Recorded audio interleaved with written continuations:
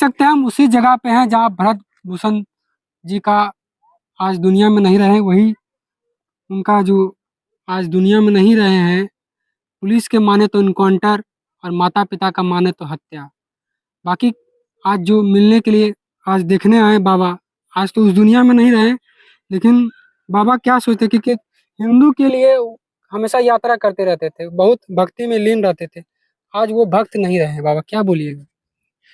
देखिए, यह वास्तव में बहुत ही अधिक क्षोभ का विषय है। प्रशासन ने इतना गलत निर्णय कैसे ले लिया, यह तो विवेक से बहुत परे है। वास्तव में मैं देखा। पुलिस प्रशासन तो हमारे जान माल की सुरक्षा के लिए होता है। आज एक रक्षक कैसे भक्षक बन गया, यह सोच कर के हृदय काँप जा रहा है मेरा। यहाँ पर यह अकल्पनीय घटना हुई, जिसको देख कर के मैं वास्तव में बहुत दुखी हूँ। भगवान भरत तिवारी जी की आत्मा को अपने चरणों में स्थान प्रदान करे और बिहार सरकार को ऐसी सद्बुद्धि दे कि वो दोबारा ऐसा किसी भी प्रकार का दुष्कृत्य अपने प्रशासन के द्वारा ना करवाएं। ये समाज, सभी समाज का बात करते थे, ये जो देख रहे हैं बाबा, ये गड्ढा और ये बिजली के लिए लड़ाई लड़ते लड़ते वो चले गए। और बहुत सारे लोग हैं जो अभी भी जातिवाद बोलते हैं कि वो फॉरवर्ड है, इसलिए उनको आवाज उठाया जा रहा है। आज सभी मिलने आ रहे हैं, ऐसा नहीं, भी है। देखिए, भरत तिवारी जी के लिए यह मैंने बहुत दिनों बाद कुछ ऐसा आंदोलन देखा है जिसमें कि सभी जाति वर्गों के लोग सम्मिलित हैं। भरत तिवारी के समर्थन में केवल ब्राह्मण ही नहीं आ रहे हैं। मुझे यह देख कर के बड़ा अच्छा लगा कि विपक्ष में रहने वाले खेसारी लाल जैसे लोग भी उनके प्रति सहानुभूति रख रहे हैं। तो कहीं न कहीं यह सौहार्द का भाव जो उन्होंने अपने कार्यों के द्वारा बनाया, तो उसको देख कर के हम नहीं कह सकते हैं कि यह कार्यक्रम किसी प्रकार से जातिवाद का उदाहरण है। सभी वर्गों के लोग देखने को मिल रहे हैं और यह भरत भूषण तिवारी जी के व्यक्तित्व का ही प्रभाव था। आप भी बहुत लोगों से मिलते होंगे, क्या लगता है वो मानसिक रूप से बीमार थे बाबा? नहीं, देखिए, मानसिक रूप से व्यथित तो कह सकते हैं, बीमार नहीं कह सकते हैं। आप किसी व्यक्ति को मेंटली बहुत ज़्यादा टॉर्चर कर दें तो वो थोड़ा इरिटेट होगा, थोड़ा फ्रस्ट्रेट तो हो जाएगा, इसमें कोई संशय की बात नहीं है। जी। परंतु वीडियो को देख कर के वो किसी भी प्रकार से मेंटली अनसैटिस्फाइड नहीं लग रहा। हाँ, अगर आप उसे पागल कहेंगे तो मैं एक बार स्वीकार कर लूँगा कि वो भारत माता का एक बहुत बड़ा देशभक्त और बहुत जाबाज़ पागल था। आज वो हमारे बीच नहीं रहे, क्या लगता है इस ऐसे क्रांतिवीर आएंगे फिर? देखिए, हम तो भगवान से ही प्रार्थना करते हैं, वीर भोग्या वसुंधरा।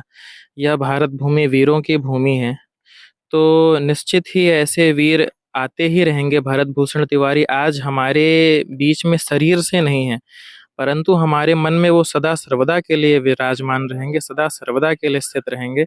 और यह जो समाधि स्थल यहाँ पे स्मारक बनने जा रहा है, जी। यह निश्चित ही आने वाली पीढ़ियों को ज़रूर प्रेरणा देगा कि हमें अपने अधिकारों के लिए लड़ते हुए यदि मृत्यु का भी वर्ण करना पड़े, तो हमें संकोच नहीं करना क्या चाहिए। लगता है बाबा, जो समाज में अभी सभी मिलने आ रहे हैं, बड़े बड़े नेता आप जैसे मिल रहे हैं, ये लगातार उनके माता पिता से मिलेंगे या छोड़ देंगे? देखिए, समय हर प्रकार के घाव को भर देता है। जी। तो किसी प्रकार से उनके माता-पिता बस अपने इस दुःख की घड़ी में संबल रखें और स्वयं इस दुःख से बाहर आएँ और समाज को भरत भूषण तिवारी जैसे बनने की प्रेरणा दें। बाकी ये संसार में व्यक्ति का आना और जाना तो लगा ही रहता है।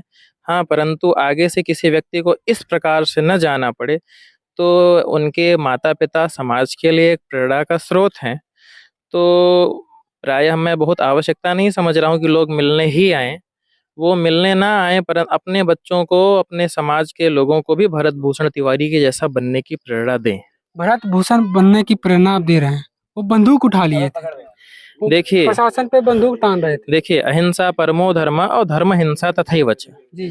जब हमें धर्म के लिए हिंसा भी करनी पड़े तो हमें संकोच नहीं करना चाहिए। हम्म। यह तो बंदूक तो शहीद भगत सिंह ने भी उठाई, जी। चंद्रशेखर आजाद ने भी उठाई। देखिए, बंदूक उठाना गलत या सही नहीं है, परिस्थिति निर्धारित करती है कि बंदूक सही उठाया गया या गलत उठाया गया। भरत भूषण तिवारी ने किसी की हत्या करने के लिए बंदूक नहीं उठाई, अपितु वो अपनी सुरक्षा के लिए फिर भी उन्होंने आत्मसमर्पण किया कि देश के लिए मरना तो ठीक है, परंतु देश के लिए जीना और ज़्यादा आवश्यक है।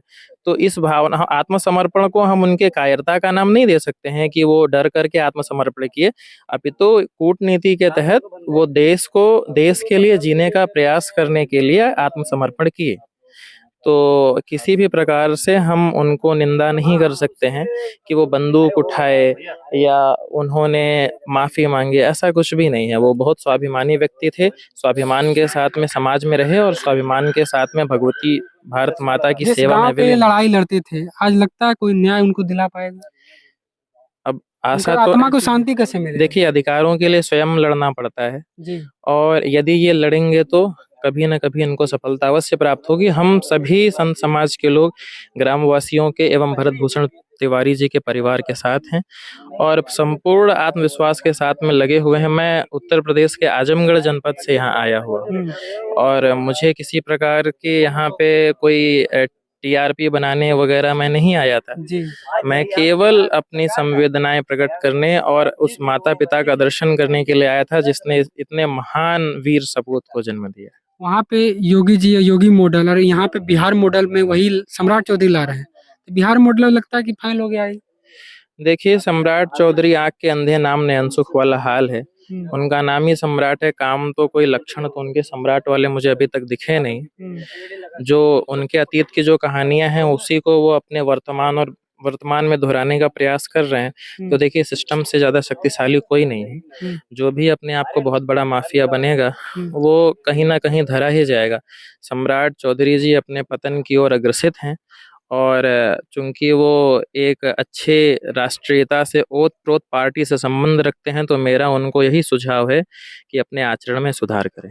वो उनका बहुत बड़ा बयान था कि हम नेता से वही कहना चाहते हैं कि नेता जो वादा करते हैं उनको पूरा करना होगा। क्या लगता है ये बिहार में संभव हो पाएगा कभी? देखिए, यदि हम सुधरेंगे, जग सुधरेगा। यदि हम अपने अधिकारों को लेकर के जागरूक हो जाएंगे, तो नेताओं को भी अपने किए हुए वादों को निश्चित ही पूरा करना पड़ेगा। क्या कहेंगे बाबा जाते-जाते, जो हमारे दर्शक देख रहे हैं आपको, ये वीडियो है कहीं न कहीं प्रेरणा स्रोत है, आप क्या संदेश देना चाहते हैं? मैं सभी समाज के लोगों को बस यही संदेश देना चाहता हूँ कि भरत तिवारी एक अग्नि थी, एक चिंगारी थी, जो कि बिहार में लगी है। अब इस अग्नि को और अधिक बढ़ाया जाए, इसको दहकाया जाए, ये समाज की ज़िम्मेदारी है। ये अग्नि तब तक धधकती रहनी चाहिए जब तक कि हमारे हर अधिकारों की प्राप्ति हमें ना हो जाए। जब तक हम अपने सारे अधिकारों को प्राप्त ना कर लें, तब तक हमको किसी भी प्रकार से हार नहीं मानना है, हमें अपने अधिकारों के लिए लड़ना है। भरत तिवारी जी का मारा जाना हमारे लिए भय का विषय नहीं है, हमारे लिए प्रेरणा का विषय है कि हम उनकी मृत्यु को व्यर्थ न जाने दें, हम अपने अधिकारों को पा करके ही रहें। प्रशासन को क्या बोलिएगा जो बोल रहे हैं कि बचाव में मार दिए हैं? अब प्रशासन तो देखिए, वर्दी का रौब दिखाना बहुत ठीक बात नहीं है।